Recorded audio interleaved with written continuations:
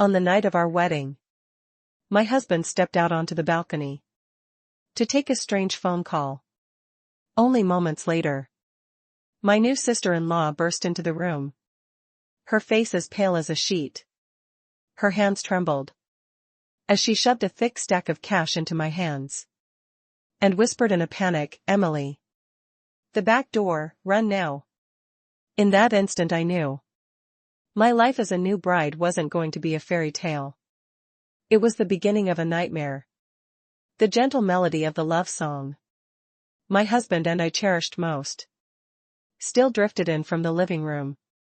White rose petals were scattered across the soft fabric of our marital bed, their sweet scent mingled with the aroma of scented candles, creating a breathtakingly romantic atmosphere. I sat there on the edge of the bed, my hands still shaking with happiness. The delicate silk of my nightgown brushed against my skin, a soft reminder that this was all real. I, an orphan, who had worked as a preschool teacher since graduating, a woman with no remarkable background, had officially become the wife of Jack Davis, the brilliant young CEO of a renowned construction firm. He was the man I loved with all my heart. Our wedding, a lavish and splendid affair, straight out of a storybook, had ended just hours ago. I could still vividly recall the moment Jack knelt to place the ring on my finger. In front of hundreds of guests, he looked at me, his eyes sparkling with a love so sincere and passionate. "Emily," he had said, "thank you for coming into my life. From this day on, you will never be alone again. I promise to spend the rest of my life protecting and loving you." I'm Luke. Today his words had brought tears to my eyes. In the 2 years we had dated, he was always this gentle, considerate and thoughtful. He was the warm sun that had thawed my life. A life that had always been short on affection. I had once believed that having him was the greatest blessing heaven could bestow upon me. His family, a prestigious and powerful dynasty, had initially shown some reservations. His father, Mr. Arthur Davis, was an incredibly powerful man, the chairman of a massive construction conglomerate. He always wore a stern, cold expression. The first time we met, he simply looked me up and down and said nothing. His mother, Catherine, appeared gentler, but in her eyes, I could always sense an indescribable distance. Only Ashley, Jack's younger sister, who was still in college, seemed friendly. But she was incredibly timid and fearful, especially in the presence of her father and brother. I had worried that I would never fit into such a family. But it was Jack who stood up for me. He told his entire family, "If it's not Emily, I won't marry anyone." His determination finally won them over. And this wedding was the ultimate proof of his love. I was lost in this stream of happy thoughts when Jack emerged from the bathroom, his hair still damp, a towel wrapped around his waist. He smiled, a smile that could melt my heart. "What are you thinking about, my love?" he asked, his voice a low, warm hum. He walked over and sat beside me, wrapping his arms around me from behind and placing a gentle kiss on my hair. "I still can't believe I'm your wife," I whispered, leaning my head against his shoulder. The happiness was so immense, I could hardly believe it was real. Jack chuckled. "You'd better get used to it, silly. You're Mrs. Davis now." He turned me to face him, intending to give me a passionate kiss. But just then his phone rang, shattering the romantic atmosphere. It was an unknown number, no name saved. Jack frowned slightly, a flicker of annoyance in his eyes. He was about to ignore it, but the screen lit up again. Probably an urgent matter with a partner. "Wait for me a second, okay?" He gave me a light kiss on the forehead, then stood up and walked out to the balcony to answer the call. I sat there smiling as I watched his strong back. But my smile slowly faded. I saw Jack's posture change completely. He turned his back to me, one hand in his pocket, the other holding the phone pressed tightly to his ear. His voice lowered and I couldn't make out the words, but I saw his shoulders tense. The call lasted only about 2 minutes, but to me it felt like an eternity. He hung up but didn't come back inside immediately. He stood on the balcony lighting a cigarette. The hazy white smoke enveloped him, obscuring his expression. But I could feel a new heaviness, a sudden wave of trouble that had just washed over him. I was about to get up and ask him what was wrong, when bam! The door to our suite was thrown open from the outside. I jumped, startled. Ashley, my sister-in-law, rushed in like a whirlwind.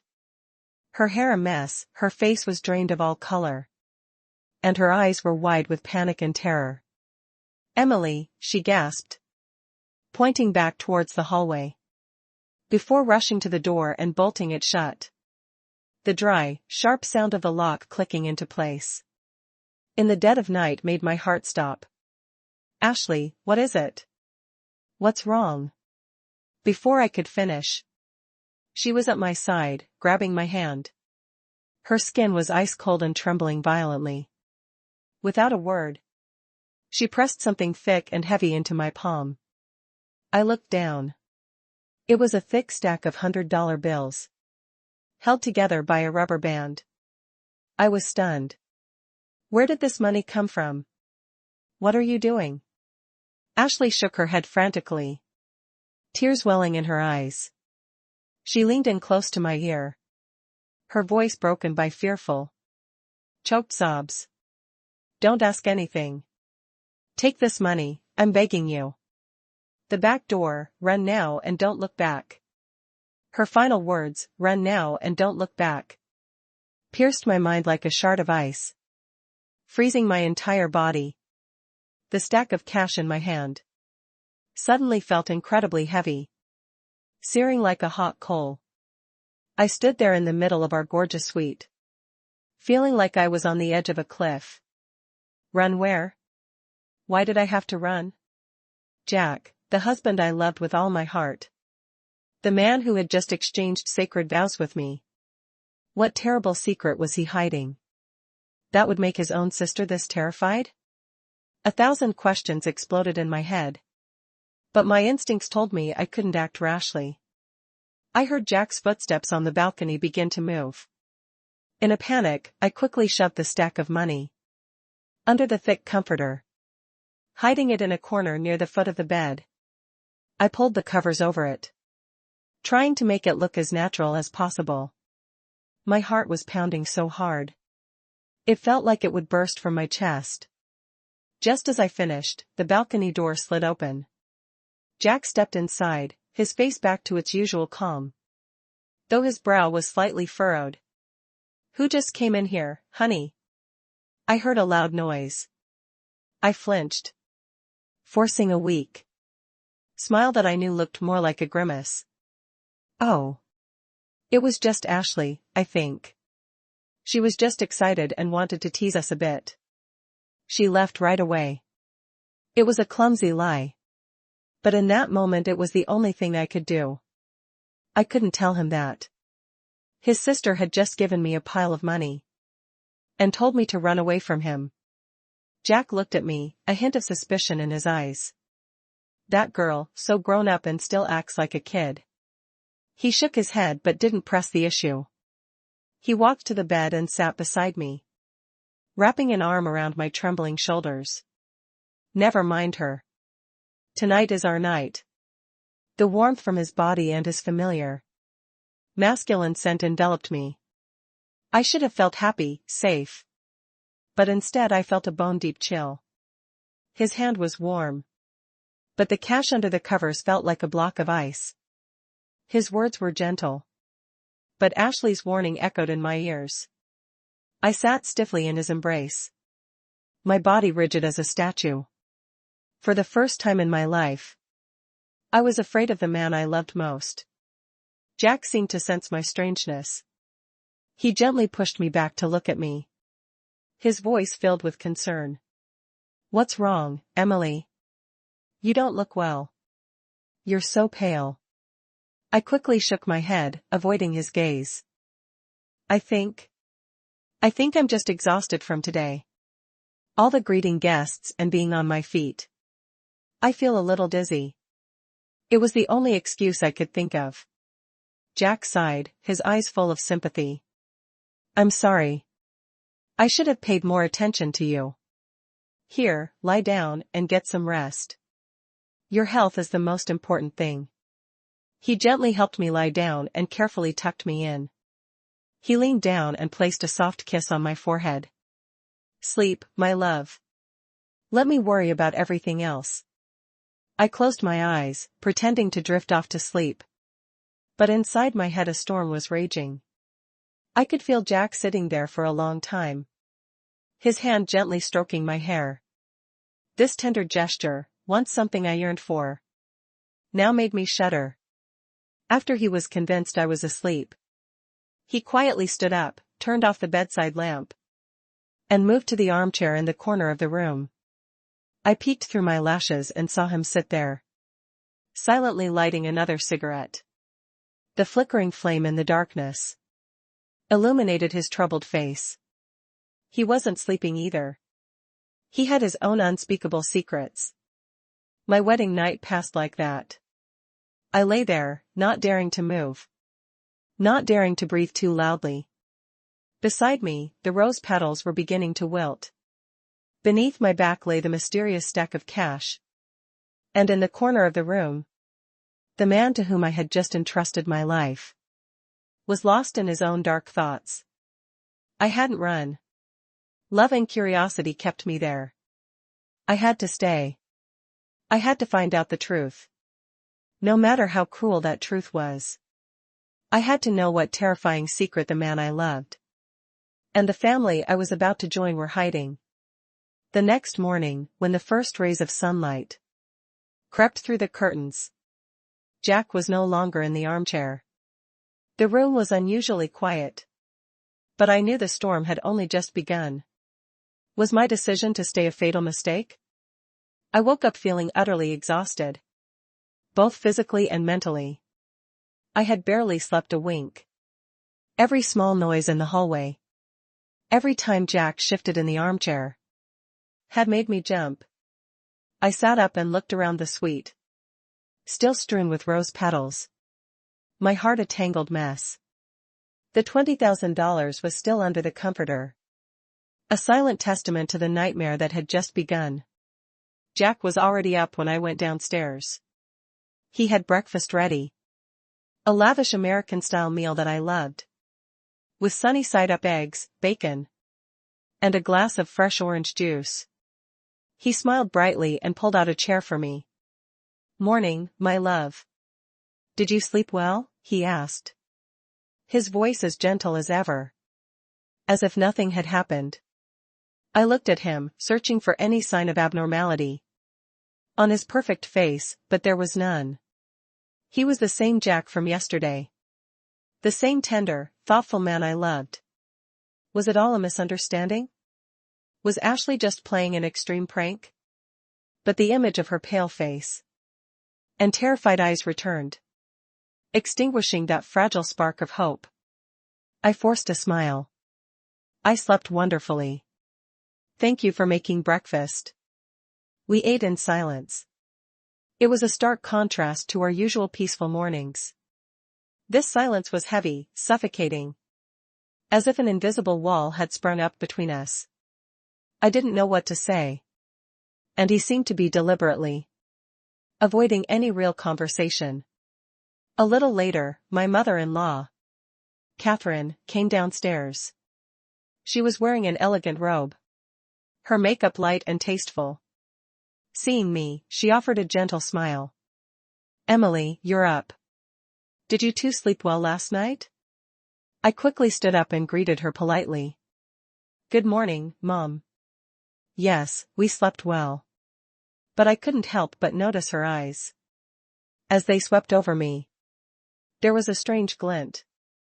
A look of scrutiny, of assessment, that I had never seen before. She sat at the table, took a delicate sip of tea, and turned to Jack with a playfully scolding tone. My son is all grown up. But I still have to worry about him. Ashley came home last night, with her eyes all swollen from crying. I kept asking but she wouldn't say a word. Did you two bully her? My heart skipped a beat. Ashley had gone home and cried. It certainly wasn't from joy. I glanced at Jack and saw a flicker of unease. He quickly waved his hand. What are you talking about, Mom? She was just joking around. She was probably just tired. I'll call and give her a piece of my mind later. The exchange between mother and son was too seamless. Too perfect. They were trying to pass off Ashley's bizarre behavior as a childish prank. They wanted me to believe it was nothing. But their very effort to cover it up only deepened my suspicion. Just then Arthur Davis, my father-in-law, emerged from his study. He wore the same stern cold expression as always. He sat down at the head of the table, picked up a newspaper and didn't say a word. As if my presence in his house carried no weight at all. My first breakfast as a member of the Davis family took place in that strange atmosphere. Everyone acted normal, even exceptionally nice. But I felt like an outsider. A lamb. Surrounded by a pack of wolves in sheep's clothing. After breakfast Jack said he had to go to the office to handle some urgent matters, promising to be back early to take me shopping. I just nodded, not asking any questions. The moment he left, I decided I had to find a way to talk to Ashley. I needed to know the reason behind her warning.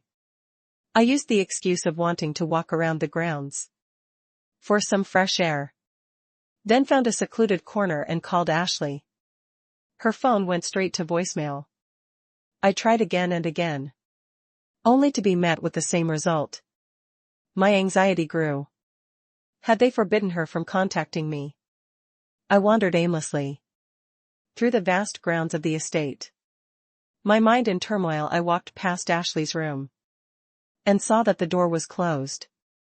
After a moment's hesitation, I knocked. There was no answer. I tried the doorknob. It was unlocked. I gently pushed the door open and stepped inside. The room was empty, but on her desk I saw an open notebook. Curiosity got the better of me. I walked closer. It was Ashley's journal. I knew reading someone's private thoughts was wrong. But at that moment I had no other choice. I turned to the most recent entry. Ashley's handwriting was shaky and uneven, smudged in places by tears. What am I going to do? I can't let Emily suffer the same fate. Dad's crime, Jack's cowardice. It will all destroy her, but if I tell her, Dad will never forgive me. I'm so scared. This was all I could do. I hope she's smart enough to understand and get away. I'm so sorry, Emily. I'm so useless. Reading those words, my whole body trembled. The same fate. Dad's crime, Jack's cowardice. So Jack wasn't the mastermind. He was just a coward. The truly terrifying one was Arthur Davis, my powerful and cold father-in-law. But what was the crime? What fate was I supposed to share? Why was it so horrible that it left Ashley in such a state of fear and despair? I was trying to read more when I heard footsteps in the hallway. Startled, I quickly placed the journal back where I found it, trying not to leave a trace, and slipped out of the room. My heart was racing. I had a new clue, but it only pulled me deeper into a darker, more frightening maze. The truth I was seeking seemed far more horrifying than anything I could have ever imagined. Did I have the courage to see this through to the end? After reading Ashley's terrified journal entry, my mind was in utter chaos. Dad's crime, the same fate. The phrases haunted me, weighing on my chest like a stone. The monster wasn't Jack but Arthur. This brought a sliver of relief, but simultaneously planted a much greater fear in my heart. Confronting a husband might offer a chance, But confronting a powerful, ruthless father-in-law with a criminal past was like a lamb challenging a lion. I returned to my room and locked the door. I needed quiet to sort through my thoughts. I couldn't keep acting blindly. I needed a plan. I pulled out the $20,000 Ashley had given me. Looking at the crisp bills, I suddenly understood this wasn't just money. It was Ashley's sacrifice. She had dared to take money from her family, to face danger to give me a way out. I couldn't let her down. I made a decision. I wouldn't use this money to run. I would use it as a weapon to fund my own investigation. I had to find out what the same fate meant. I had to know what crime Arthur Davis had committed. Only by discovering his weakness could I protect myself. And perhaps save both Jack and Ashley from his grasp. But where to start? Ashley's phone was still unreachable. The journal was just a collection of vague, desperate cries. I felt like I was fumbling in the dark. I suddenly remembered that Jack worked in construction. His company was a subsidiary of his father's conglomerate. The Davis Group, the crime Ashley mentioned, was likely related to their business dealings. I opened my laptop and started searching for information on the Davis Group. The internet was flooded with articles praising Arthur Davis's success, multi-billion-dollar real estate projects, high-profile philanthropic activities. He was portrayed as a brilliant entrepreneur, a benevolent philanthropist. There was not a single piece of negative information. This was impossible. A corporation of that size, operating in a field as competitive and complex as construction, couldn't be so perfectly clean. This excessive spotlessness was in itself suspicious. I decided to change my search terms. Instead of the Davis Group, I tried phrases like Davis Group, construction accident, and Davis construction scandal. This time the results were different. After scrolling through pages of mainstream news with no luck, I found an old post on a small local blog. It was published about 5 years ago, with the headline, "The Truth Buried at Liberty Heights." My heart stopped. Liberty Heights. I remembered Jack mentioning it once.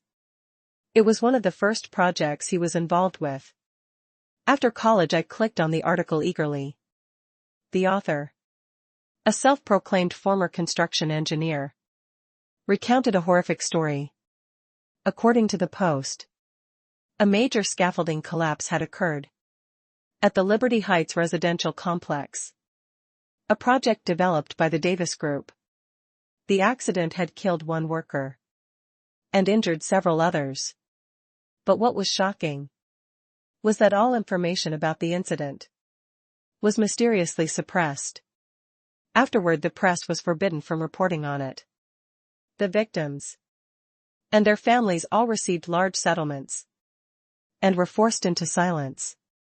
The article also raised questions about the project's quality, suggesting the collapse was caused by the developer intentionally using substandard materials to cut costs. The author concluded with a haunting question: how many more lives must be sacrificed for the greed of the wealthy? I read the article over and over, my body shaking. One person dead, many injured, all silenced with money. Dad's crime. Ashley's words echoed in my head. This had to be it, but how was Jack involved? Ashley had written about his cowardice. I scrolled down to the comment section, hoping for more clues. Most comments expressed outrage, but one from an anonymous account caught my eye. I know the truth, it wasn't just poor materials. The on-site supervisor that day was the chairman's own son. He was there, he saw everything, but he chose to stay silent. The chairman's son, the on-site supervisor, Jack. My world fell apart. So Jack didn't just know. He was directly responsible for overseeing the site. He had seen his father's deceit, his crime, but he had chosen silence. Chosen cowardice to protect his family. His silence had indirectly contributed to a man's death. I sat staring at the screen, tears streaming down my face. I cried for the unfortunate worker, for the buried truth, and for myself. The man I loved, the man I had entrusted my life to, carried such a dark secret. I now understood Catherine's distance. Why Ashley wanted me to run. They knew Arthur's true nature. A man who would trample on human life to protect his interests. And they also knew Jack's cowardice. A man who didn't dare to stand up for justice once. Would he dare to protect his wife when a storm hit? The phone call on our wedding night must have been from the victim's family. Or someone else who knew the truth. They were threatening to reopen the case. Arthur was scared our wedding was probably just a sham. A facade he created to project an image of happiness. A bond to keep Jack under his control. Everything was becoming clear. But this truth was more bitter than any betrayal. What should I do now? Expose everything? That would mean sending Jack to prison. Stay silent and continue this marriage. I would have to live my entire life in a web of deceit. Haunted by a crime just as I was at my most conflicted. My phone buzzed. It was an unknown number.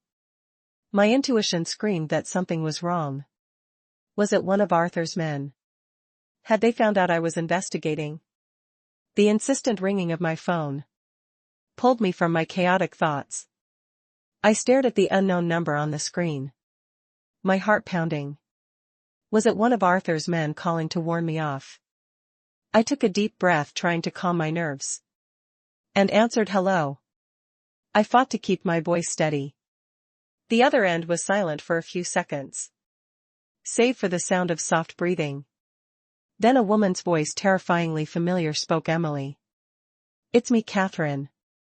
It was my mother-in-law. I froze. Why was she calling me from a strange number? At a time like this, Mom.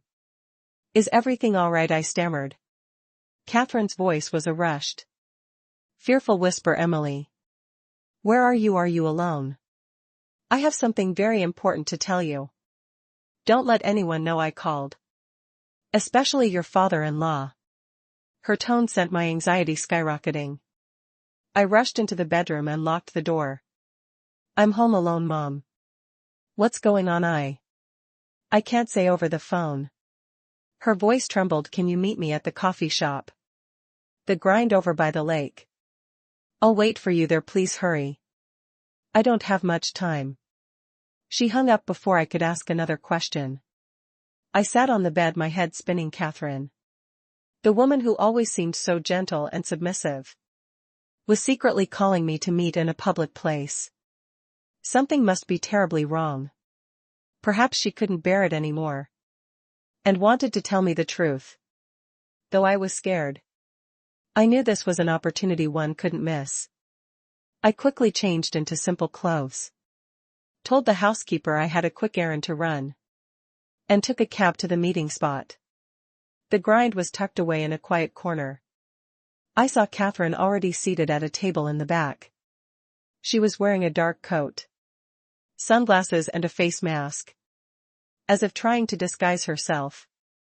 I approached her and called out softly, Mom. She jumped, looking up at me. Before quickly pulling me into the seat across from her. Sit down, dear. I'm sorry to trouble you. She removed her sunglasses and mask. I gasped. Her usually serene face was now gaunt. Her eyes swollen and filled with exhaustion and fear. Mom, are you okay? You look. She waved a hand, cutting me off. I'm fine, Emily. You need to listen to me. She grasped my hand tightly. Her skin was freezing. What Ashley told you that night. It's true. Don't marry Jack. Leave this family. Go as far away as you can. Even though I was prepared. Hearing the confirmation from my mother-in-law's own lips felt like a vice squeezing my heart. Why, I found out a little about the accident at the Liberty Heights project. Is it because of that? At the mention of Liberty Heights, Catherine's face went white. She glanced around nervously, as if afraid of being overheard, before giving a trembling nod. Yes, but it's so much worse than the rumors. She took a deep breath, steeling herself to confront a horrific memory. That year it wasn't one man who died. It was three. Arthur, to save money, used substandard materials. He knew the scaffolding could collapse at any moment. But he still forced the men to work. Jack, fresh out of college, was assigned as the supervisor. He discovered the fraud and argued with his father. But he was too young, too weak. He didn't dare to report it. Her voice broke and tears streamed down her cheeks. And then the tragedy happened. The scaffolding fell, 3 lives were lost. Arthur used his money and power to silence everyone. He turned a triple homicide into a workplace accident. He bribed witnesses, falsified records. And Jack saw it all. He watched his father coldly give the orders to dispose of the evidence. From that day on, he's been living in hell. Tormented by guilt, he became a prisoner. To his own father. I sat in stunned silence. A roar in my ears. 3 lives. The number was a hammer blow to my skull. Arthur's cruelty was beyond anything I could have imagined. And Jack, he wasn't an accomplice. He was a victim trapped by his father's sins. So the call on our wedding night, I whispered. It was from the family of one of the 3 victims. Catherine said they never gave up. They've been quietly investigating for 5 years. Recently they found new evidence. They called to threaten Arthur, demanding an enormous sum of money, or they would expose everything. She continued. He was terrified. Your wedding, he rushed it for that very reason. He wanted to use you, an orphan girl with no connections, as a hostage. He thinks that with a wife and a future family, Jack will be even less likely to resist. He'll use your happiness to chain Jack, to force him to keep quiet. Do you understand, Emily? You are just a pawn in his game. I couldn't cry anymore. The truth was so repulsive. It froze my tears. I understood everything. Ashley's fear, Catherine's torment, and Jack's pitiful cowardice. I tried to reason with him. Catherine sobbed. I knelt and begged him to stop, to turn himself in so his conscience could be clear. But he wouldn't listen. He's become a monster. He said if anyone gets in his way, he won't show mercy, not even to me or his own children. She squeezed my hand, her eyes pleading. Emily, I'm powerless. I can't protect you. I can only beg you, run. Take that money and start a new life. Don't get pulled into this mire. If you stay, Arthur will never leave you in peace. I looked at the pitiful woman before me. My heart a chaotic mess. I pitied her. Pitied the fate of a wife and mother, forced to live with a demon. But what could I do? Run away? Leave Jack, Ashley and her to face Arthur alone? No, I couldn't be a coward like that. A bold, determined thought sparked in my mind. If the law couldn't punish him, then I would in this high-stakes game. Could a small pawn like me turn the tables? The meeting with Catherine laid the entire, horrifying truth bare. I returned home feeling like a ghost. The luxurious mansion I had once dreamed of as my home now seemed like a cold, gilded cage, built on the blood and tears of innocent people. I was no longer afraid. In place of fear was a towering rage. I couldn't run. Running meant surrender. It meant allowing the crime to remain hidden, and pushing the people I cared about deeper into danger. I had to stay. I had to fight even if I was alone. I had to try. I knew a direct confrontation with a cunning old fox like Arthur was suicide. I needed a plan, a smart, airtight plan. I needed evidence, irrefutable proof to bring him down. But where was it? The incident happened 5 years ago. Arthur had surely erased every trace. I remembered Catherine's words. The victims' families had found new evidence. What was it I couldn't ask her? That would put her in danger. I had to find it myself. I decided to start right here. In this house, a cruel, paranoid man like Arthur would never fully trust anyone. He might still be holding on to something. Related to the case, a document. A piece of evidence as leverage over those involved. I began to secretly observe every corner of the mansion. Especially Arthur's study. A sanctum so private that even Catherine wasn't allowed to enter freely. I needed a chance to get in there. The opportunity came that weekend. Arthur and Jack had a sudden business trip out of state. Catherine used the excuse of visiting relatives in the country. The vast mansion was left to just me and Ashley. I knew this was my chance. That night, after making sure the housekeeper was asleep, I went to Ashley's room. She was curled up on her bed, reading. She jumped when she saw me. "Emily, what is it?" Her voice was still laced with fear. I sat beside her and took her cold hand. "Ashley, I know everything. Your mom told me at this." Ashley burst into tears. Tears of pent-up fear and frustration. "I'm sorry, I didn't dare to tell you. I was so afraid of Dad." I pulled her into a comforting hug. "I don't blame you. You were incredibly brave. Ashley, I need your help now. We can't let him hurt anyone else. We have to stop him." Ashley looked up, her tear-filled eyes now holding a glimmer of hope. "Help. But what can we do?" "I need to get into your father's study. I believe he's hiding his secrets in there." "Do you know how I can get in?" I asked. Ashley thought for a moment, then nodded. "He keeps a spare set of keys in a secret drawer under the family altar in the memorial room. But I'm scared if he finds out." "No one will find out," I said firmly. "We just have to be careful. Ashley, this is our only chance to free ourselves. Do you want to live in fear for the rest of your life? Do you want Jack to be his puppet forever?" My words struck a chord deep within her. She bit her lip and nodded. Guided by Ashley, we tiptoed down to the small, somber memorial room. It was quiet, and the faint scent of incense sent a chill down my spine. Ashley knelt, fumbled under the altar, and pulled out a small, intricately carved wooden box. Inside was a set of metal keys. "This is it," she whispered. Our hands trembled as we took the keys and went to the study door. The heavy oak door stood silent. Like a sleeping monster, I inserted the key. A dry click echoed in the night. The door swung open to reveal a large, luxurious but cold space. The air smelled of old paper and cigar smoke.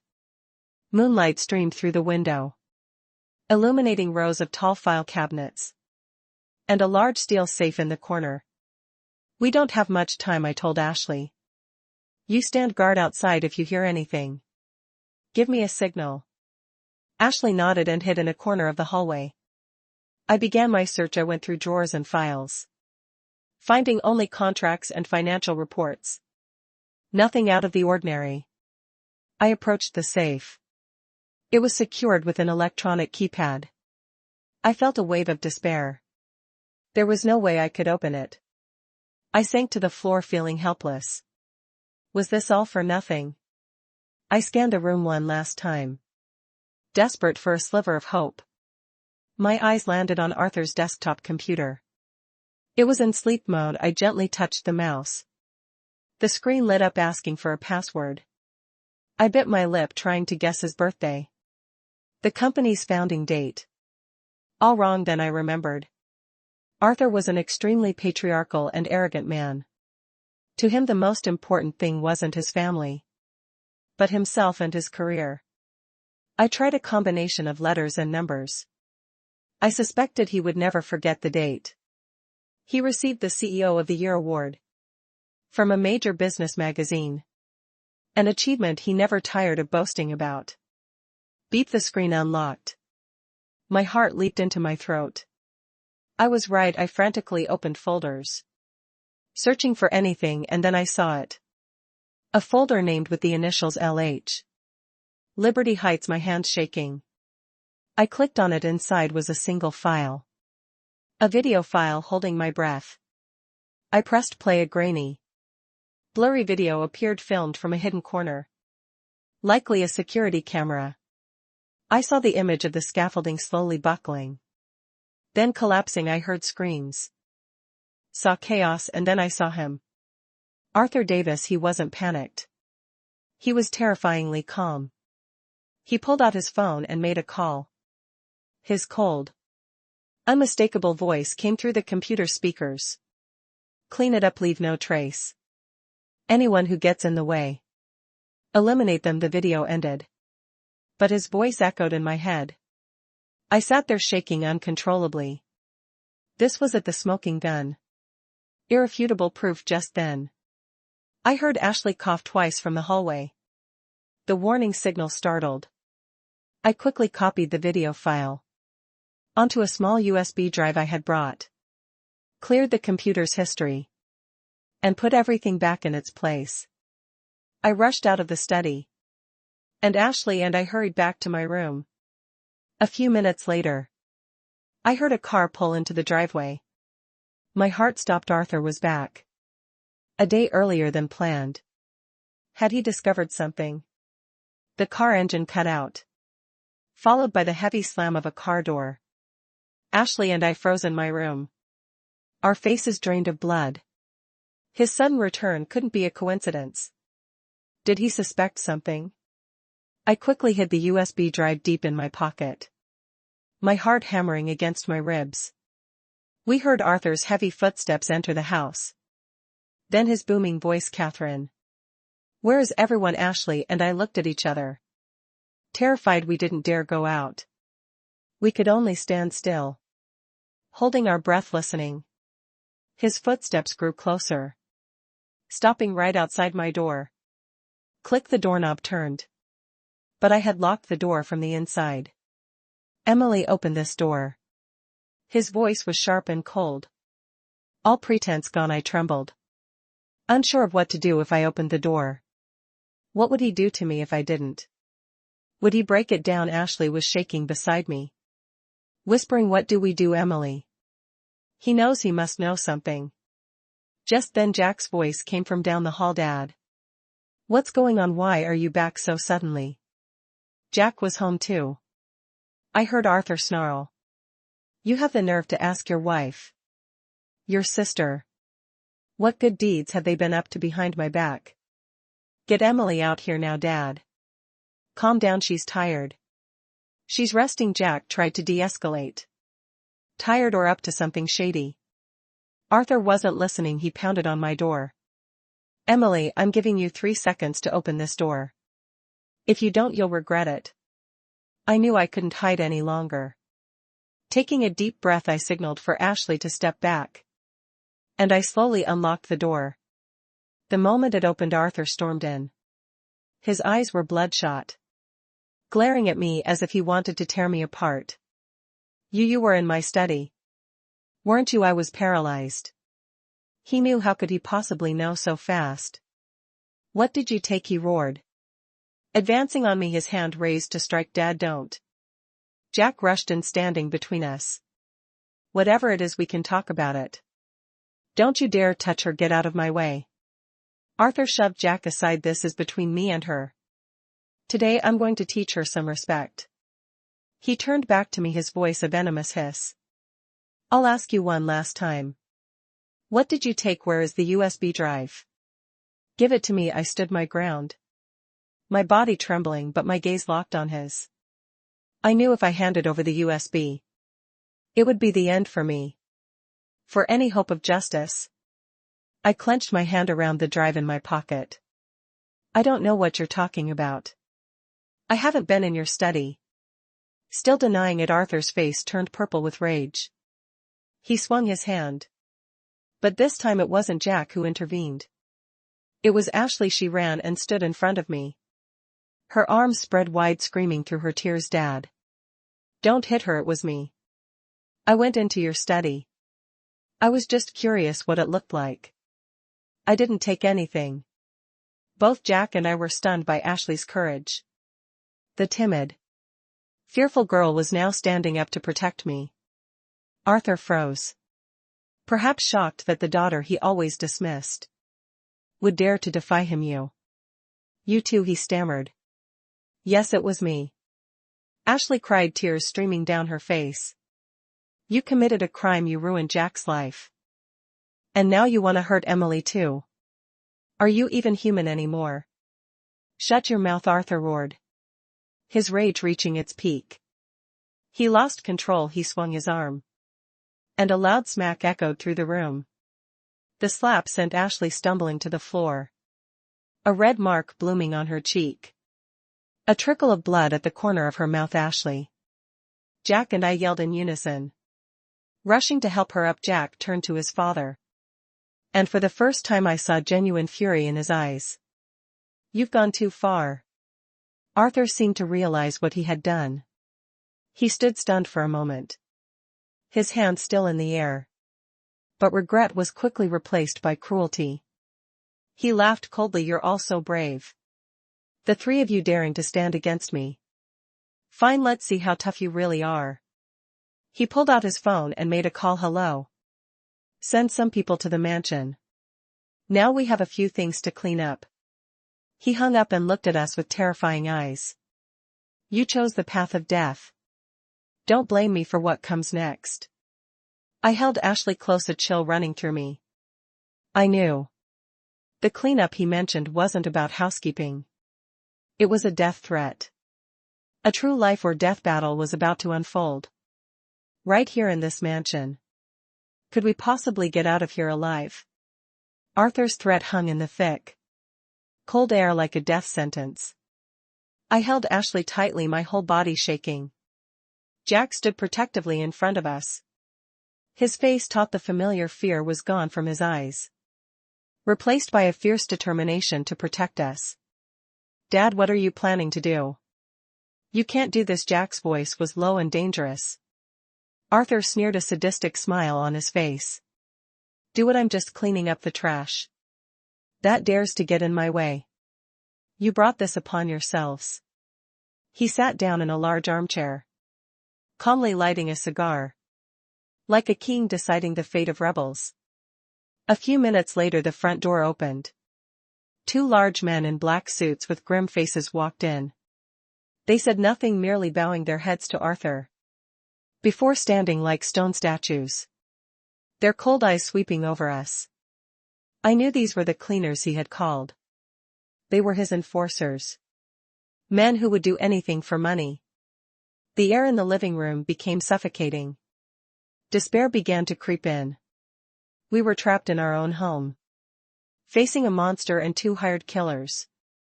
Where was our escape, Dad? I'm begging you. Jack's voice dropped to a near plea. This is my fault, I'll take full responsibility.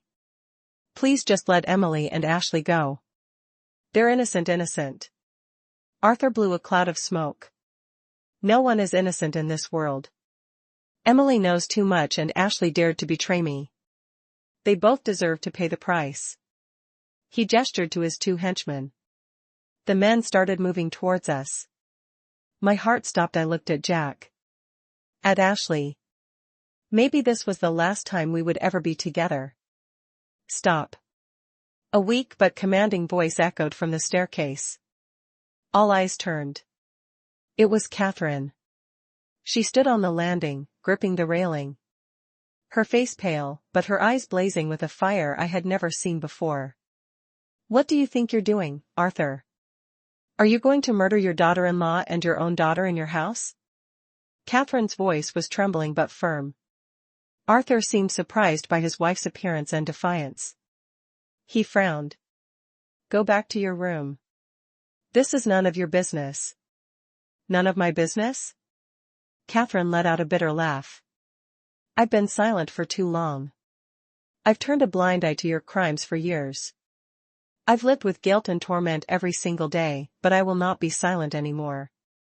If you dare touch a single hair on our children's heads, I will go to the police. I will tell them everything. Catherine's words were a bomb, detonating in the living room. Arthur was stunned, his face contorting. He had probably never imagined his gentle, submissive wife would one day stand up to him. You dare threaten me? He roared.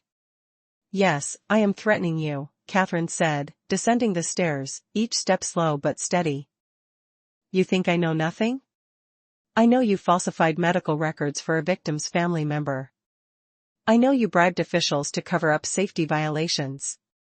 I have proof. I've copied everything. Catherine held up a small USB drive, identical to the one I had hidden in my pocket. Arthur was speechless. His final trump card, his wife's silence, was gone. The rage on his face slowly morphed into panic. He looked from Catherine to us like a cornered animal. All of you all betrayed me, he muttered. Seizing the moment of distraction, Jack signaled for me and Ashley to run. Go, he yelled before charging at the two henchmen. A brawl erupted. Jack was no match for the two brutes, but he fought like a lion to protect his family. Ashley and I didn't hesitate. We grabbed Catherine's hand and bolted for the back door. Get them! I heard Arthur's crazed shout behind us. We ran for our lives into the yard, towards the back fence, but the gate was locked. This way. Catherine pointed to a section of the wall that wasn't too high, where a large tree grew close. Climb. We had no other choice. Catherine and Ashley scrambled over first. As I was about to climb, a hand grabbed my ankle and pulled me to the ground. It was one of the henchmen. He had caught up. Go. Leave me. I screamed to Ashley and Catherine. But just then, Jack lunged forward. He wrapped his arms around the goon's legs and bit down hard on his calf. The man roared in pain and let me go. Go, Emily. Hurry. Jack yelled, his voice hoarse. I didn't dare look back. With tears streaming down my face, I used every ounce of strength I had to scale the wall and jump to the other side. I heard Jack cry out in pain, followed by silence. Jack! I screamed, about to climb back over, but Catherine and Ashley held me back. We have to go, Emily. We have to call the police. It's the only way to save him. Catherine's words snapped me back to reality. She was right. We had to get help. We ran blindly into the night, not knowing where we were going, only that we had to survive to bring Arthur's crimes to light and save Jack. Was he safe? Would we be too late? We ran frantically through the night, the darkness thick around us, the sound of our ragged breaths mingled with the wind whistling through the trees. I didn't dare look back, but Jack's cry of pain echoed in my mind. Tears streamed down my face, blurring the path ahead. Mom, what do we do? Jack, I sobbed. Though terrified herself, Catherine tried to remain calm. She gripped my hand and Ashley's. We can't cry now. We have to get to the nearest police station. It's our only hope. We were lucky to flag down a taxi on the deserted road. The driver looked hesitant at our disheveled state, but when we told him we needed to get to the police station urgently, he simply stepped on the gas. No one spoke during the ride. I clutched the USB drive in my pocket. This was everything, Jack's life and justice for the innocent victims. At the police station, we were led to a private room. A stern-faced captain listened as we quickly explained the situation. After I handed him my USB drive and Catherine presented hers, he reviewed the video and documents. His expression grew harder with every passing second. He picked up the phone and made a short, authoritative call. All units dispatched to the Davis estate on Ridge Road. Suspect is armed and likely to resist. Apprehend Arthur Davis and rescue the hostage. Hearing the word hostage felt like a knife twisting in my heart. All I could do was pray for Jack's safety. The wait at the station felt like an eternity. Every second was torture. The three of us could only huddle together, trembling and hoping. About an hour later, the captain returned, his expression slightly softer. We have Mr. Davis and his two associates in custody. Your husband, Jack, has been rescued.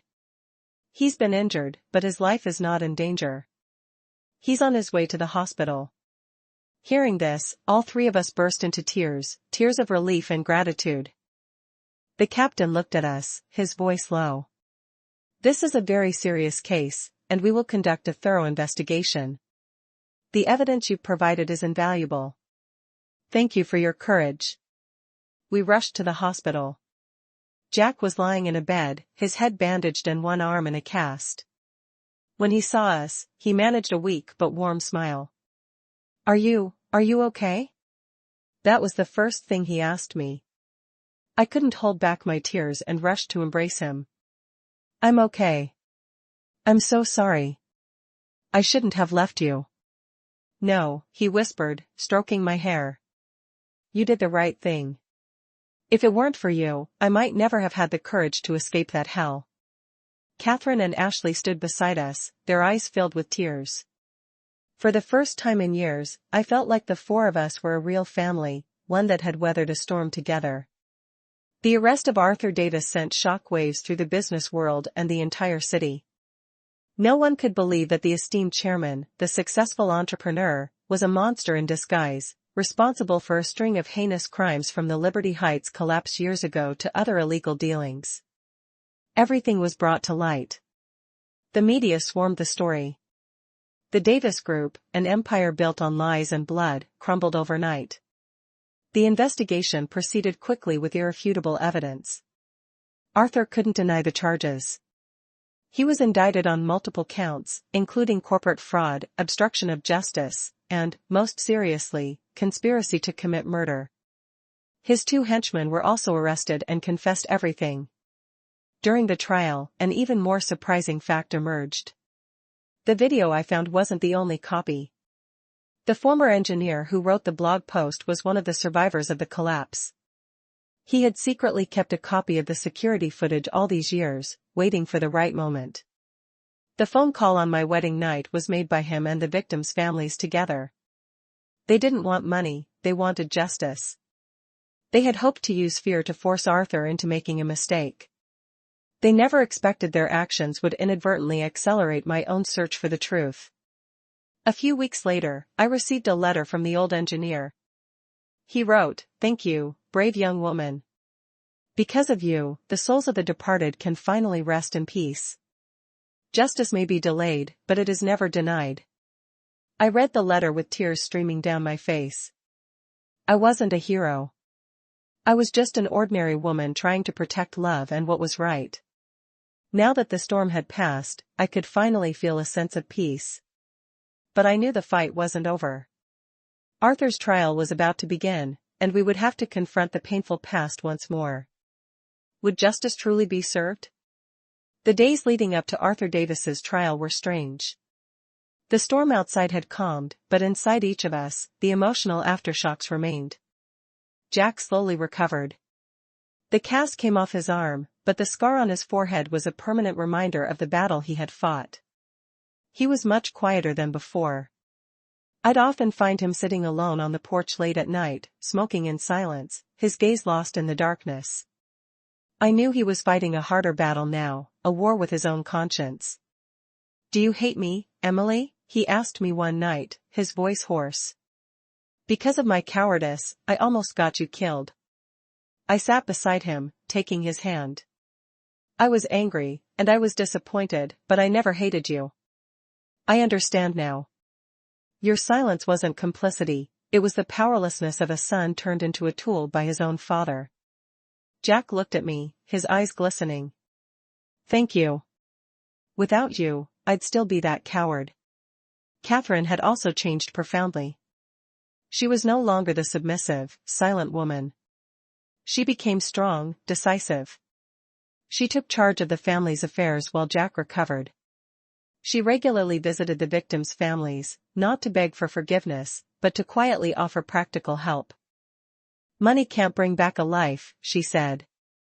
"But I want to do something to atone, to give my own soul some peace." Get it for a day, Ashley too had found her smile again. She was no longer timid or afraid. She started volunteering, helping people in need. "I want to live a meaningful life," she told me. "So I don't feel ashamed of what you and Jack did." Seeing their positive changes warmed my heart. Perhaps there was a silver lining after all. But just before the trial, we received bad news. Arthur's lawyer filed a motion for a psychiatric evaluation, claiming his client had acted in a state of diminished capacity due to extreme psychological distress. It was a clear tactic to reduce his sentence. That old fox was playing games until the very end. The news worried us greatly. If he succeeded, justice would not be fully served. We can't let him get away with it that easily, I said during a meeting with our lawyer. The lawyer nodded. I agree. We need more evidence, proof that he was perfectly lucid and that his actions were premeditated. I suddenly remembered something Catherine had said. She had copied many of Arthur's documents, not just things related to Liberty Heights. I asked her about it. Catherine thought for a moment. Yes, that's right. He had a black, leather-bound journal he always kept locked. He wrote everything in it, appointments, secret payments, even his private thoughts. I saw it once but didn't dare read it closely. It might still be in the study. That very night, we decided to return to the mansion, this time with permission from the investigators. The house felt cold and desolate, stripped of its former grandeur. We went straight to the study. Everything was as it was, except the safe was now sealed with police tape. Catherine led us to a large bookshelf. She pressed on a false book spine, and a secret drawer clicked open. Inside was the black leather journal. My hands trembled as I opened it. Inside were pages filled with Arthur's neat, controlled handwriting. It wasn't a diary, it was a detailed blueprint of his crimes. He had chronicled every step, from how to cut costs on projects to how to silence witnesses and handle the victims' families. He had even recorded his thoughts about Jack and me. Jack is too soft, he needs to be tied down. The girl Emily, an orphan with no connections, is the perfect choice, an easily controlled pawn. Reading that line, I couldn't stop the tears.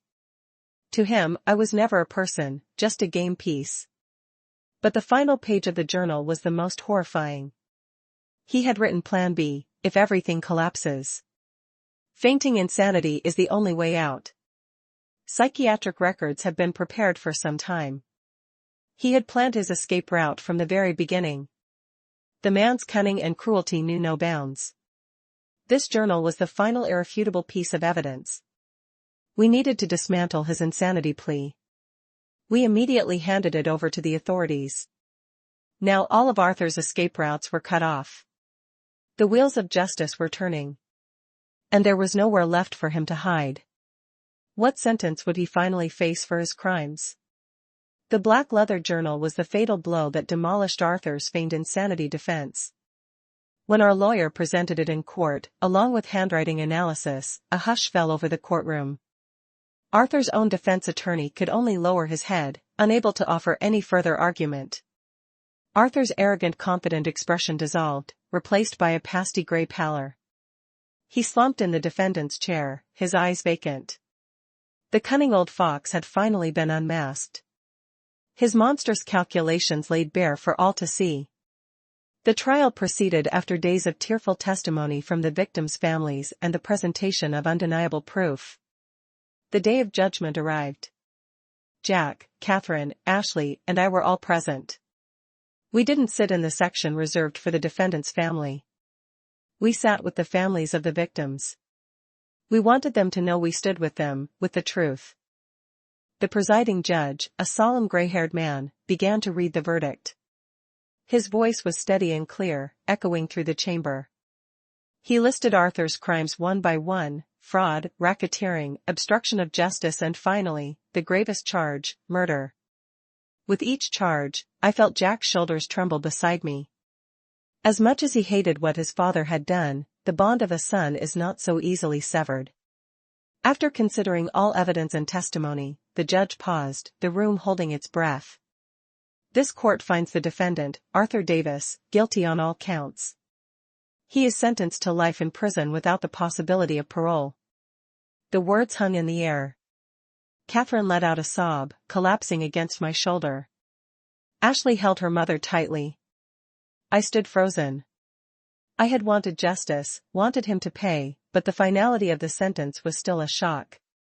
Jack sank into his seat, his head in his hands. I knew that even if Arthur was a monster, he was still his father. No son could watch his father be condemned for life without feeling a profound sense of loss. I sat beside him, placing a hand on his shoulder, offering silent support. Some pain is beyond words. As Arthur was led out of the courtroom, he passed by us. He paused for a second, looking at Jack, then at me. His eyes were no longer cruel or hateful, they were just empty. He said nothing, but gave a short, almost imperceptible nod. I couldn't decipher its meaning. Was it remorse? Resignation? I didn't know, and perhaps I never wanted to. Leaving the courthouse, a sudden downpour began to wash over the city, as if the sky itself were weeping, cleansing the world of its sins. We stood under the awning, watching the sheets of rain. The families of the victims stood in another corner. The old engineer, the one who had kept the video, walked over to us. He didn't offer thanks, just quietly extended his hand to Jack. "You were brave," he said. "Live a good life now." Jack nodded, unable to speak. The other family members approached one by one. Their eyes no longer held hatred. The pain of their loss remained, but perhaps the verdict had soothed their desire for vengeance. They simply nodded at us before disappearing into the rain. The case was closed. A criminal empire had fallen. Justice had been served. But the echoes would remain forever. Our family had paid an immense price. A father and husband condemned to die in prison. A son forced to live with a lifetime of guilt and shame. But perhaps in the wreckage, we had found something more valuable than money or status, truth and a clear conscience. The rain would eventually stop.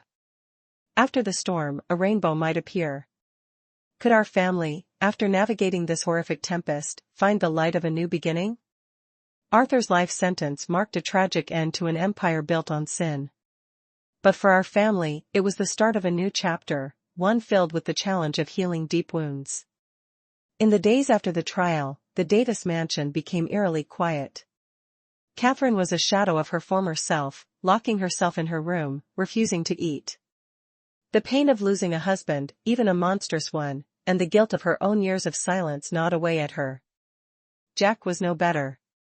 He had to face the collapse of his family's legacy, the scornful looks of the world, and a future that was completely uncertain. The Davis Group's assets were frozen, its offices sealed overnight. The young successful CEO had become the son of a convicted murderer, left with nothing but the heavy burden of the past. I knew this was when he needed me most. I didn't bring up the past or blame him for his cowardice. I was just there. I cooked simple meals, helped him sort through the remnants of their lives, and sat with him in silence when he didn't want to talk. "Jack," I told him, "we can earn back money. We don't need status. The important thing is that we're alive and we have each other. As long as you don't give up, I'll walk through this with you." My words seemed to give him a sliver of strength. He started to pull himself together. He came with me to the hospital to care for his mother. He began looking for work, even if it was just manual labor for minimum wage.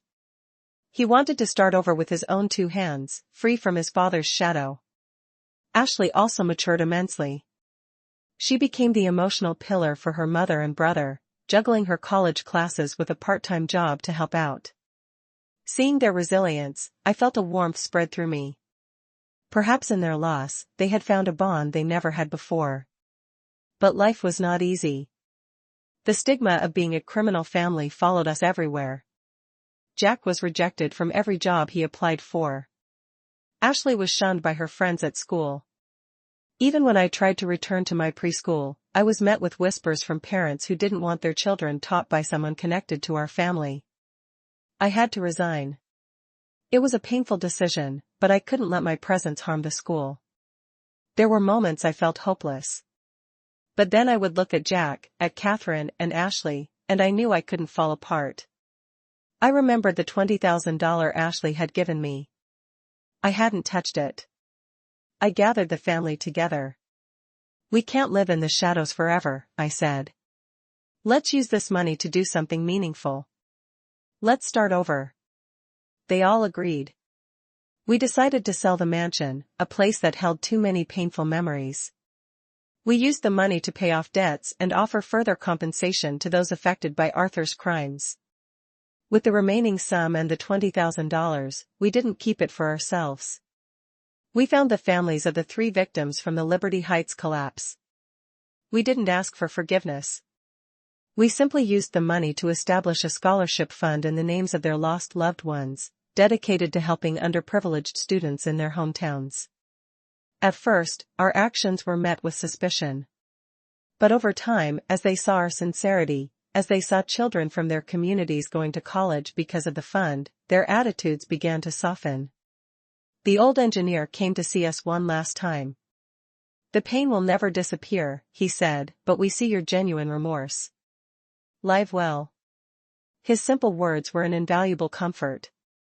After settling our affairs, we decided to leave the city, a place that had given us false glory and taken so much away. We moved to a quiet rural town, bought a small plot of land, and built a modest house. With his construction knowledge, Jack designed and built it himself. Catherine started a vegetable garden and raised chickens. Ashley transferred to a local college nearby. And I opened a small free preschool class for the local children in our living room. Our new life was simple and lacked material wealth, but it was filled with peace and warmth. We were no longer living a lie, no longer haunted by the past. Every day we felt the value of honest work and true family bonds in this peaceful existence. While renovating an old house in the town, Jack discovered a hidden box inside a wall. It contained the diary and photos of a woman who had a secret love affair with a young Arthur Davis decades ago. It told the tragic story of how she became pregnant and was abandoned by Arthur and her own family, was forced to leave her newborn son on the steps of a local monastery. This new, devastating secret revealed that Jack had an older half-brother.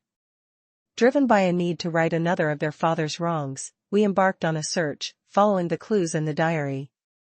We eventually found him, a kind middle-aged school teacher named Michael, living a quiet life in a mountain town, unaware of his true parentage. The reunion was emotional and profound. We brought Michael home. Catherine, far from feeling betrayed, wept with sorrow for the life he had been denied and welcomed him with open arms. "From now on, this is your home too," she told him. The discovery of Michael felt like fate's way of offering a chance for healing. The sins of the father had torn a family apart, but from those ashes, a new, stronger family was being forged, built not on power and lies, but on compassion, forgiveness, and the quiet strength of rediscovered kinship. Life in the country flowed on. Our little house was always filled with the sounds of life, the tap of Jack's hammer from the small wood shop he built, Catherine's calls to her chickens, Ashley's cheerful chatter when she visited on weekends, and the joyful noise of the children in my class. One evening, as the family sat together on the porch, Jack suddenly stopped, then knelt before me. He held out not a diamond, but a simple ring he had woven from blades of tough grass from the garden. "Emily," he said, his voice thick with emotion, "I failed to give you a proper wedding, a proper life. All I have now is my heart and my own 2 hands. Will you marry me again, a new start, with no lies, no secrets?" Tears of pure happiness streamed down my face. I nodded, holding out my hand. The simple grass ring he slipped onto my finger was more precious to me than all the jewels in the world. It was a symbol of a love that had been tested by fire and had emerged stronger, a love that had navigated the darkest of storms to find a peaceful shore. We didn't need another ceremony. For us, every day we spent together was a celebration. Our story hadn't started as a fairy tale and it had descended into a nightmare. But through the pain and the struggle, we had fought our way back to the light. We had lost a life of false luxury but had found a happiness that was simple, true, and real. Looking at the man beside me, at the family smiling around us, I knew that after everything, peace was real.